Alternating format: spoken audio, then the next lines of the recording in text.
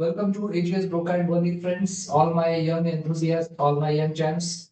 I guess you are ready for another session of our first form of the syllabus of SSC board and lower English, right? So, a teenager's prayer. We have discussed in the two sessions, in the previous two sessions. एक तर आपण poem बघितली.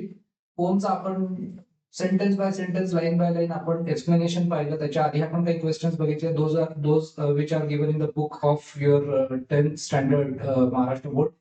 Now, today we are going to solve more questions, and through that we are going to develop our familiarity with the depth or the message or the essence of the poem, right?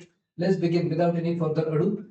So, आज आपल्याकडे काय questions आहेत. आपण आज question I have solved these questions for you. I have described them. So you can just you can use this such explanation, such description.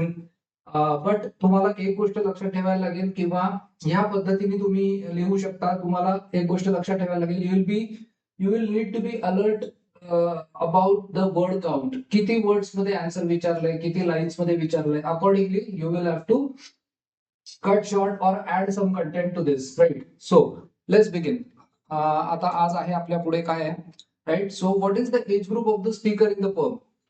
So in the last session आपण एक quick नजर टाकूया. मागच्या session मध्ये आपण काय केलं होतं. फाईन, ठीक आहे ना, इट्स ओके. आपण last I still remember last slide was that of explanation, पूर्ण पोएमचं explanation. Today let's take a look at these questions. What is the age group of the speaker in the poem? है ना, या कवितेत जो speaker आहे त्याचा age group कुठला आहे. So the speaker in the poem is a teenager, है ना. अ टीनेजर्स प्रेयर नाव आहे. So he is a teenager. A teenager is in the age group 13 to 19 years. So जिथे आपण टीन म्हणतो ना, 13 आणि 19, so that is teenager. So he is in the age group 13 to 19 years. Next question, what decisions does the speaker have to take? कुठले decisions स्पीकरला घ्यावे लागतात. So याच्यामध्ये आपण पोएम मधलं सगळंच आपण एलॅबोरेट करू शकतो. Again based on the question asked you will need to cut short. तुम्हाला एक थोडं कमी करावं लागेल किंवा वाढवावं लागेल, जसं काही तुम्हाला जितक्या ओळींमध्ये विचारलं असेल, जितक्या वर्ड्स मध्ये. पण आता याचं बघू. What decisions does the speaker have to take? The speaker has to decide between the road to life, है ना. It says in the poem road to life and darken road. एक रस्ता असा आहे, म्हणजे एक चॉईस आहे रोड टू लाईफ. सो ज्याच्यामध्ये पॉझिटिव्ह चॉईस त्याला करायचं आहे. त्याला सिच्युएशन कुठली ऍडव्हर्स सिच्युएशन फेस करायची आहे, राईट. त्याला ऍक्शन घ्यायची आहे. त्याला चांगल्या गोष्टी स्वतःमध्ये डेव्हलप करायच्या आहेत, राईट. हा झाला रोड टू लाईफ, ज्याच्याने त्याला सक्सेस मिळेल.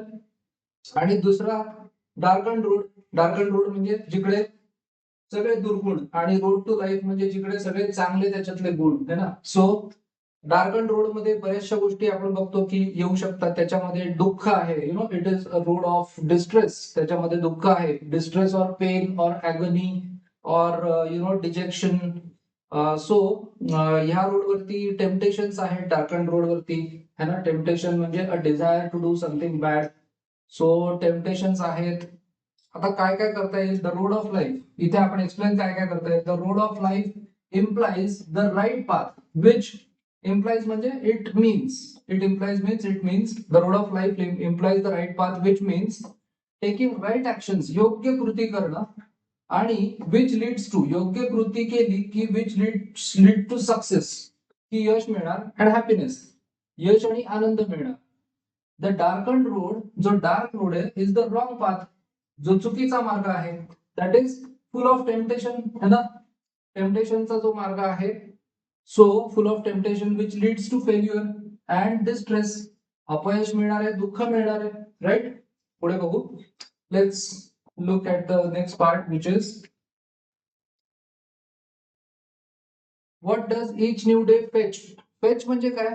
फेच म्हणजे आपण म्हणतो की फेच म्हणजे एखादी गोष्ट काढणे किंवा आणणे अशा अर्थी. सो प्रत्येक नवीन दिवस काय फेच करतो बघूया. So you can simply say each new day fetches new beginnings. नवीन सुरुवात असते ना प्रत्येक दिवस. अ फ्रेश स्टार्ट, त्यानंतर न्यू सर्कमस्टन्सेस, नवीन परिस्थिती असणार आहे. प्रत्येक दिवसामध्ये नवीन सुरुवात, नवीन परिस्थिती, नव्या घटना. This means each new day fetches situations, अशा काही परिस्थिती which demand the speaker to make decisions. त्याला काही ना काही डिसिजन घ्यावे लागतील. परिस्थिती अशी असेल की त्याला चॉईस करावं लागेल, त्याला डिसिजन घ्यायला लागेल स्पीकरला. And take choices, right? So this is about what does each new day fetch. आता हे समजा अगदी फक्त पोम मध्ये दिलेलंच आन्सर पाहिजे असेल तर हे फक्त एका लाईनीने होऊ शकतं, पण त्याला मी थोडंसं एक एलॅबोरेट केलं, म्हणजे तुम्हाला यातनंही काही आयडिया आली तर तुम्हाला you can explain for some other question in poem if it is asked in exam. त्यानंतर आता हे जे वर्ड्स आहेत तुमच्या बुक मध्ये याचे मिनिंग दिलेत. डार्कन, त्यानंतर डिस्ट्रेस, टेम्पटेशन. डार्कन म्हणजे काय? Here it refers to evil. Evil म्हणजे काय? तर इव्हिल म्हणजे ऍक्च्युली आपण म्हणतो की दुष्ट. इव्हिल म्हणजे दुष्ट, पण इथे ह्या संदर्भात इव्हिलचा अर्थ आहे जे दुःख आणणारे ते, जे दुःख देणारे ते, जे त्रास देणारे ते. So distress, great worry and strain, खूप ताण पडणे, दॅट इज कॉल्ड डिस्ट्रेस. या डिस्ट्रेस मध्ये DI म्हटलंय ना, काल आपण परवा बघितलं होतं. एक असतं डिस्ट्रेस आणि एक असतं डिस्ट्रेस, है ना. एक असतं डिस्ट्रेस की जिकडे खूप ताण असतो, आणि एक असतं डिस्ट्रेस. डिस्ट्रेस म्हणजे इथे एक्झॅक्टली अपोजिट गोष्टी आहेत या दोन. डिस्ट्रेस, DE म्हणजे ताण घालवण्यासाठी, तुम्ही डिस्ट्रेस करण्यासाठी काय करता? तुम्ही एखादं चांगलं म्युझिक ऐकता, एखादा चांगला मूवी बघता, चांगलं पुस्तक वाचता. सो हे डिस्ट्रेस आहे. Great worry and strain. Temptation, मोह. टेम्पटेशन ज्याला आपण म्हणतो मोह, आकर्षण. सो अ स्ट्रॉंग विश, खूप तीव्र इच्छा. To do something bad or wrong, एखादं वाईट गोष्ट, चुकीची गोष्ट करण्याची तीव्र इच्छा, दॅट इज टेम्पटेशन. पुढचा क्वेश्चन बघूया. How should one react to temptation? So मोहाच्या प्रसंगाला कसं रिएक्ट व्हावं? मोहाचा प्रसंग आला तर काय प्रतिक्रिया असावी, किंवा जास्त चांगला शब्द आहे काय, प्रतिसाद असावा. सो वन शुड रिजेक्ट, है ना, रिजेक्ट केलं पाहिजे. मोह धुडकावून लावला पाहिजे, रेजिस्ट केला पाहिजे, टाळला पाहिजे, प्रतिकार केला पाहिजे, है ना. रेजिस्ट और reject temptation. According to the speaker, speaker काय म्हणतोय? अकॉर्डिंग टू द स्पीकर बघूया. स्पीकर म्हणतोय the strength for such self control. आता बघा इकडे हे जे वापरलंय ना, हा आपण जो सच वापरलाय वर्ड, है ना. सच सेल्फ कंट्रोल म्हणजे कोणता सेल्फ कंट्रोल? सो हे जे सच ऍडजेक्टिव्ह वापरलंय, which, such means which. So such म्हणजे असा सेल्फ कंट्रोल की याच्या मागच्या लाईन मध्ये आपण म्हटलं ना, टेम्पटेशनला नाही म्हणणं, त्यासाठी जो सेल्फ कंट्रोल लागतो तो. सो द स्ट्रेंथ, सो ताकद जी लागते, शक्ती लागते, कशासाठी? सेल्फ कंट्रोल किंवा सेल्फ रिस्ट्रेंट, स्वतःला आवर घालण्यासाठी, स्वतःला बंधनात ठेवण्यासाठी. कॅन बी अचीव्ड म्हणजे कुठून मिळेल, म्हणजे शक्ती कुठून मिळेल? सो इथे बघा, सच सेल्फ कंट्रोल और self restraint can be achieved. So this can be achieved असा अर्थ नाहीये. The strength can be achieved असा अर्थ. The strength can be received through prayer, देवाची प्रार्थना, prayer to God for wise decisions, है ना, योग्य निर्णय, योग्य निर्णय, वाईज डिसिजन. त्यानंतर one can say no to temptation. आता एखादा व्यक्ती, एखादा टीनेजर किंवा कोणीही मोहाला नाही म्हणू शकेल. कधी? जर का, if one has faith in God, जर का देवावरती श्रद्धा असेल. And one prays to God, जर तो देवाची प्रार्थना करेल. कशासाठी? फॉर द स्ट्रेंथ, शक्ती मिळावी यासाठी. शक्ती का बरं मिळावी? To make right decisions and take positive actions. सकारात्मक कृती आणि योग्य निर्णय याच्यासाठी जी ताकद पाहिजे, याच्यासाठी जी मानसिक शक्ती पाहिजे, त्याच्यासाठी परमेश्वराची प्रार्थना. असं मागे मागे जायचं. बघा, समजा मोठं वाक्य वाटलं तर असं मागे जायचं. सो या पद्धतीने आपण एका वाक्याचे असे फ्रॅगमेंट्स, छोटे छोटे पीसेस करून मोठं वाक्य समजून घेऊ शकतो. त्यानंतर इट इज इम्परेटिव्ह. इम्परेटिव्ह म्हणजे काय? महत्वाचं आहे. It is imperative that temptation be rejected. Temptation जो आहे, मोह, त्याला रिजेक्ट केलं पाहिजे. कशासाठी रिजेक्टेड? का बरं? टू मेंटेन प्युअर, शुद्ध, हेल्दी, एकदम निरोगी, अँड फिट बॉडी, है ना, एकदम फिट बॉडी जर हवी असेल. आणि माइंड फिट का बरं पाहिजे? कारण की जर का माइंड फिट असेल तरच मोह जो आहे, टेम्पटेशन, त्याला नाही म्हणू शकतो. माइंड जर का वीक असेल तर त्या टेम्पटेशनला कोणी बळी पडणार. So fit body and mind so that life challenges can be faced. Challenges face करायचे ना. सुरुवातीला म्हटलं होतं ना, road of life, road of life म्हणजे कुठलंही चॅलेंज आलं की पळ न काढणे, राईट, त्याला फेस करणं.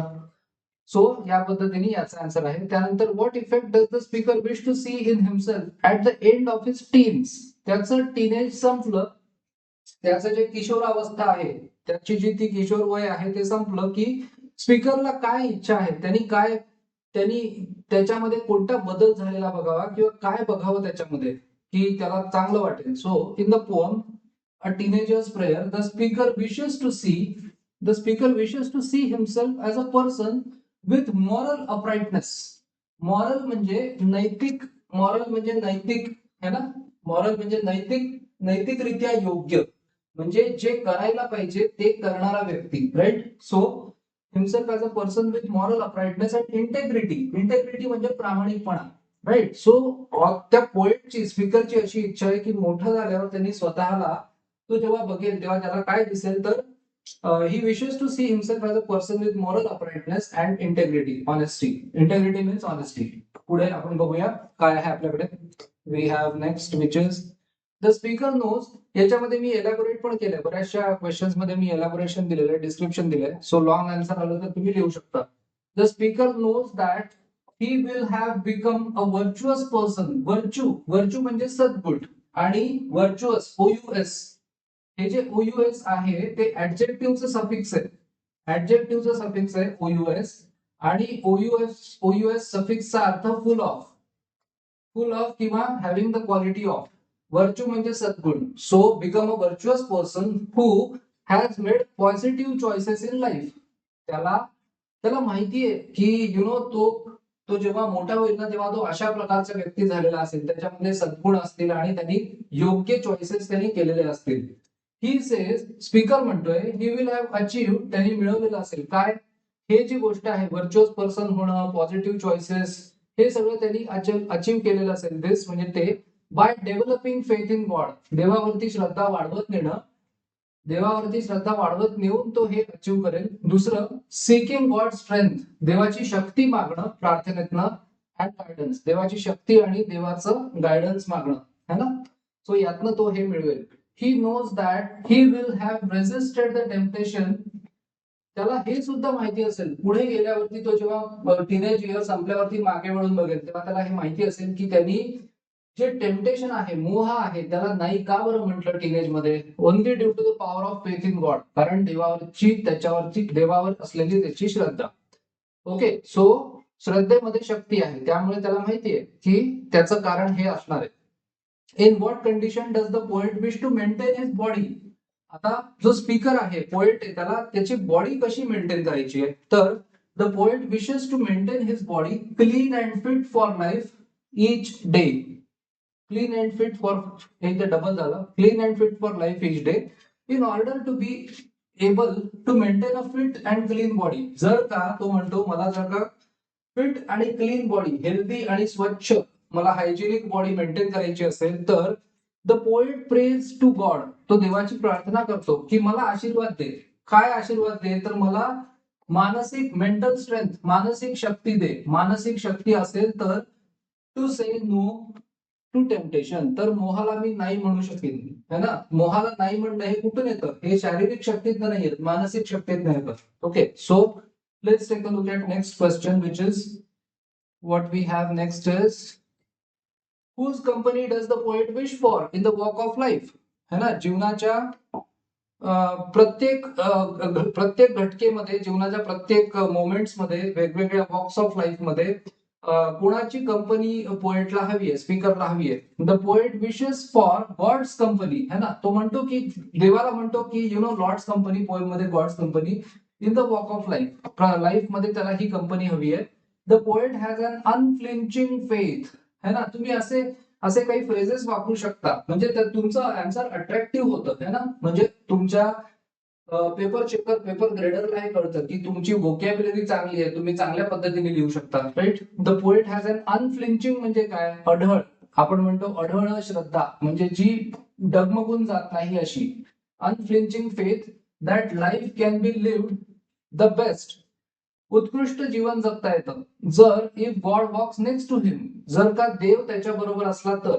आता God walks next to him म्हणजे काय, so which means he can receive God's guidance, देवाचं गायडन्स त्याला मिळेल, देवाचं मार्गदर्शन त्याला मिळेल in case of a temptation, जर का मोह आला, किंवा if life presents a challenging situation, जर का काही एखादं संकट आलं, एखादी कठीण परिस्थिती आली, तर तो म्हणतो की पॉइंट म्हणतो की मला देवाचा मला गायडन्स मिळेल, right. So on such occasions, अशा प्रसंगांमध्ये the poet knows that God strength, देवाची शक्ती, विल गाईड हिम, देवाची शक्ती त्याला गाईड करेल, देवाची कृपा त्याला गाईड करेल इन मेकिंग राईट चॉईसेस, त्याला योग्य तो निर्णय घेण्यासाठी, की आता संकट आलाय त्यापासून पळ काढायचंय का ते फेस करायचंय, सकारात्मक ऍक्शन घ्यायची आहे का काय करायचंय, सद्गुण पाहिजे का दुर्गुण पाहिजे, हे सगळं, राईट. त्यानंतर पुढे बघूया. Next we have is okay. Just give me 1 second. Just 1 second. Let me.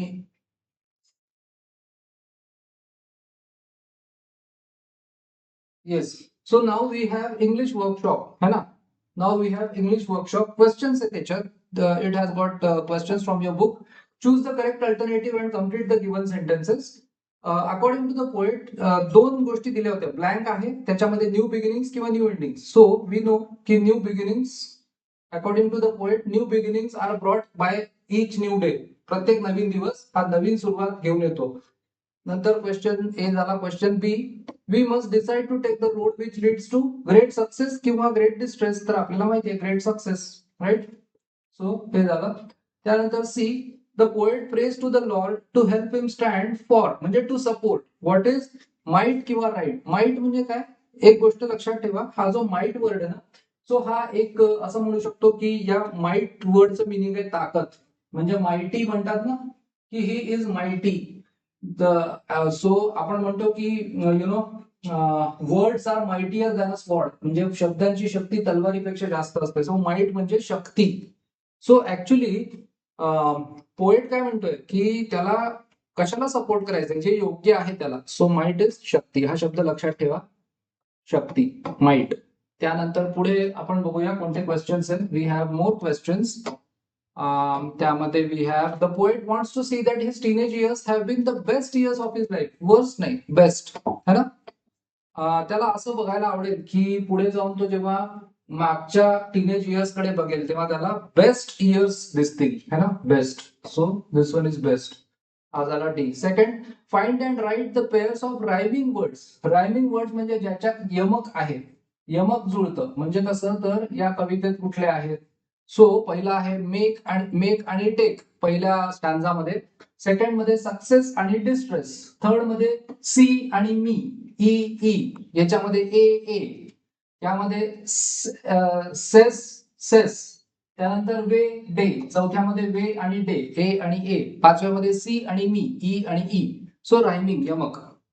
Number 3, what is the rhyme scheme of the poem. पोएमची राईम स्कीम कोणती आहे. Choose the correct one from the following position, from the following options. So ABCB अशी rhyming scheme आहे. म्हणजे दुसरी ओळ आणि तिसरी ओळ, दुसरी आणि तिसरी. पहिली ओळ जर आपण म्हटली ए, दुसरी म्हटली बी, तिसरी म्हटली सी आणि चौथी म्हटली डी, तर कोणत्या दोन ओळी राईम होतात, तर दुसरी आणि चौथी राईम होते, है ना. बी आणि इथे पण बी येते. So ABCB, ABCB is the rhyme scheme, right. Choose the correct one. What is rhyme scheme, ABCB. त्यानंतर आता हे तुम्हाला मी सांगू शकतो हे, एक सेकंड. ABCB कशी काय, तर जस्ट 1 सेकंड. 22 पर्यंत आलोय आपण.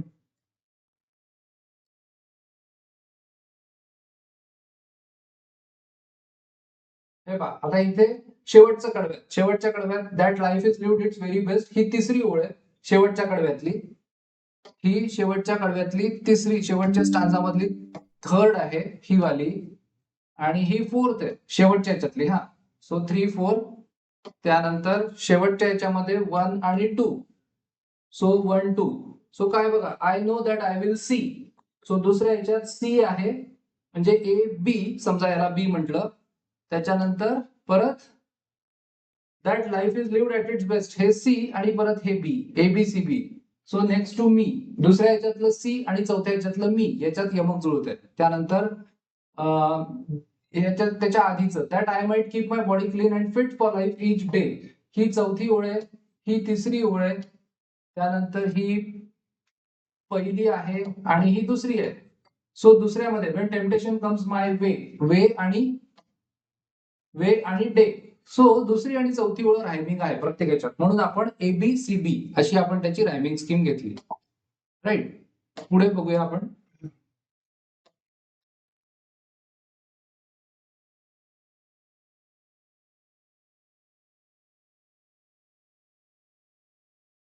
ओके, हे आपण सोडवलं ऑलरेडी. ओके, हे पण सोडवलं. Next is sorry match the lines in column A with figures of speech. कोणते कोणते अलंकार आहेत त्याच्याशी जॉईन करायचे. राईट.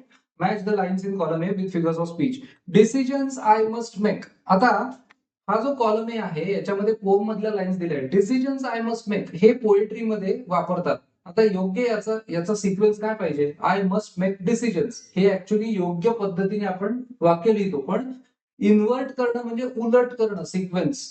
म्हणजे डिसिजन्स पहिले आलं आणि आय मस्ट मेक. तुम्ही जर का हे झालं पोएट्री, प्रोज मध्ये तुम्ही काय लिहाल. एखादं प्रोज असेल तर I must make decisions. So इथे डिसिजन्स पहिलं आलं म्हणजे इन्व्हर्ट केली ऑर्डर, म्हणून पहिल्याचं आहे बी फॉर बॉम्बे. सो पहिल्याचं बी. त्यानंतर please open up my eyes dear Lord.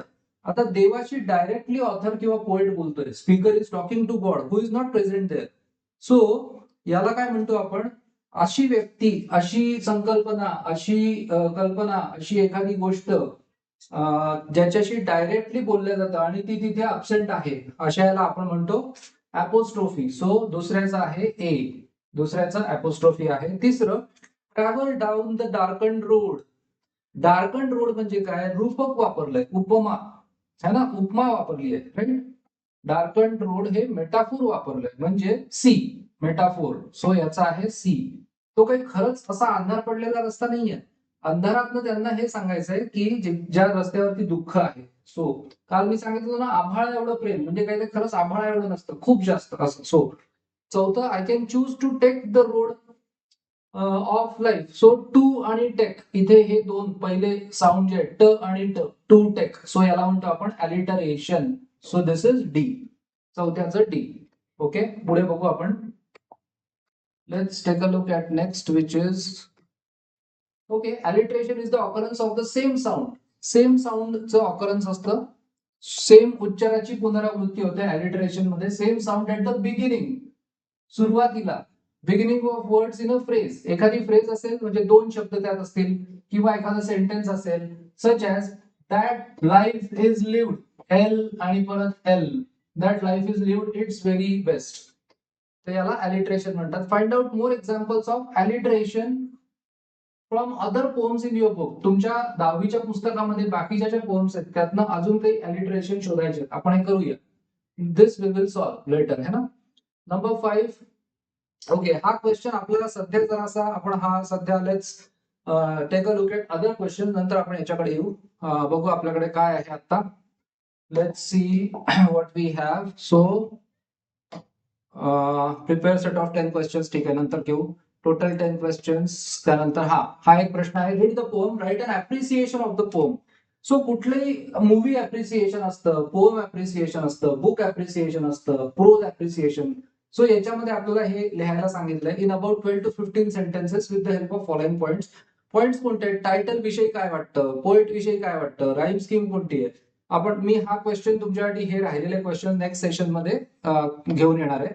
Favourite line कोणती आहे, थीम कोणती आहे, सेंट्रल आयडिया काय आहे, फिगर्स ऑफ स्पीच कोणते कोणते आहेत, त्यानंतर स्पेशल फीचर्स काय, type of the poem, language, style, tone, implied meaning etcetera, Y I like dislike the poem. अशा पद्धतीने तुम्हाला अप्रिसिएशन करायचंय. त्यानंतर पुढचं आपल्याकडे आहे आता. ओके, हे मी तुमच्यासाठी एक शॉर्ट प्रेयर मी तुमच्यासाठी लिहिली आहे. जशी पोएम आहे ना आपली पोएम मध्ये किती 5 स्टॅन्झाज आहेत, एक्झॅक्टली तसंच मी तुमच्यासाठी एक हे लिहिली, काय म्हणतात त्याला, एक प्रेयर लिहिली आहे. राईट. सो तुम्ही अशा प्रकारची ही प्रेयर पण तुम्ही लिहू शकता जर एक्झाम मध्ये आली तर. Compose a short prayer. Compose a short prayer बघूया आपण काय ते. Compose a short prayer. आता शॉर्ट प्रेयर म्हटलं, पण मी पोएम मध्ये 5 आहेत म्हणून मी 5 कडव्यांची लिहिली आहे. सो ही पोएम मी माझीच लिहिलेली आहे. ही पोएम कुठेही पब्लिश झालेली नाहीये. मला अशी काही कविता पोएट्री लिहायला आवडतं. सो तुमच्यासाठी मी एक छानशी अशी एक पोएम लिहिली बघा, ही तुम्ही लिहू शकता पेपरमध्ये. Compose a short prayer in English asking God to guide you in your teenage years. Okay, आता बघूया याच्यामध्ये in your teenage years later. So तुम्हाला एक प्रेयर प्रार्थना लिहायची आणि त्या देवाला तुम्हाला प्रार्थना करायची आहे की तुम्हाला त्यांनी गाईड करावं तुमच्या टीनेज इयर्स मध्ये. Later you can even try, ते म्हणतात नंतर तुम्ही असाही प्रयत्न करा to make the lines rhyme, rhyming scheme वापरण्याचाही प्रयत्न करा, जेणेकरून तुम्हाला त्याचा एक पोएटिक फॉर्म, कवितेचा एक तुम्हाला त्याच्यात फील येईल. ओके, बघा, every day is a fresh start. Okay, मी काय म्हणतो यात, every day is a fresh start, प्रत्येक दिवस हा नवीन सुरुवात आहे. Living moment to moment is an art. So प्रत्येक दिवस हा नवी सुरुवात आहे. एक एक क्षण, प्रत्येक त्या क्षणामध्ये जगणं हे एक आर्ट आहे. Okay, I decide which road to trudge. To trudge म्हणजे काय, कोणत्या रस्त्यावरती मी चालावं, कोणता रस्ता मी चालत जावा, कोणत्या रस्त्यावर मी चालावं म्हणजे कोणता चॉईस मी करावा. Right, I decide which road to trudge, the one of joy or the other of grudge. Grudge म्हणजे काय, राग. ग्रज म्हणजे काय, चिडचिड. ग्रज म्हणजे काय, एखाद्यावरती फार तीव्र संताप. सो पहिल्या पहिल्या कडव्यात आपण काय म्हणतोय की प्रत्येक दिवस हा नवीन सुरुवात आहे आणि एक एक क्षणात जगणं. आपण कधी पास्ट मध्ये जगतो नाही तर फ्युचर मध्ये. सो क्षणाक्षणाला जगणं हे एक आर्ट आहे. I decide which road to trudge, मी डिसाइड करतो की कोणता रोड मी, कोणत्या रस्त्यावर मी चालावं, कोणता चॉईस घ्यावा. द वन ऑफ जॉय, जिकडे आनंद आहे असा घ्यावा का जिकडे राग आहे, संताप आहे तो घ्यावा. Please bless me with courage. आता आपण देवाला म्हणतोय की please bless me with courage, मला तू आशीर्वाद दे. कशाचा, तर मला धैर्य दे. आशीर्वादामध्ये मला धैर्य दे. वेन लाईफ सीम्स स्केरी, जेव्हा जीवनामध्ये मला भीती वाटेल कुठल्या तरी एखाद्या संकटाची, असं काहीतरी वाटेल. When life seems scary, show me the path and grant me the freedom from worry. मला तेव्हा तू मार्ग दाखव आणि मला तू दे काय, तर फ्रीडम, मुक्ती दे तू काळजीपासून. सो स्केरी आणि वरी पहिल्या दुसऱ्या याच्यामध्ये इकडे थोडस, इकडे ट्रेज आणि ग्रज मध्ये झालं. ठीक आहे, इथे स्केरी आणि वरी मध्ये आहे. त्यानंतर नेक्स्ट हे झालं सेकंड कडवं, त्याच्यानंतर स्टँजा. त्यानंतर teach me to walk the path of honesty, मला तू प्रामाणिकपणाच्या मार्गावर चालायला शिकव. देवाला प्रार्थनेमध्ये आपण म्हणतोय teach me to walk the path of honesty and protect me, माझं रक्षण कर फ्रॉम द वाईस म्हणजे दुर्गुण. दुर्गुणांपासून माझं रक्षण कर. Okay, keep me walking the road to serenity means प्रसन्नता है ना. सेरेनिटी म्हणजे प्रसन्नता, शांतता, आनंदी. प्रसन्नता असा शब्द आहे सेरेनिटीचा. ओके, सो प्रसन्नता.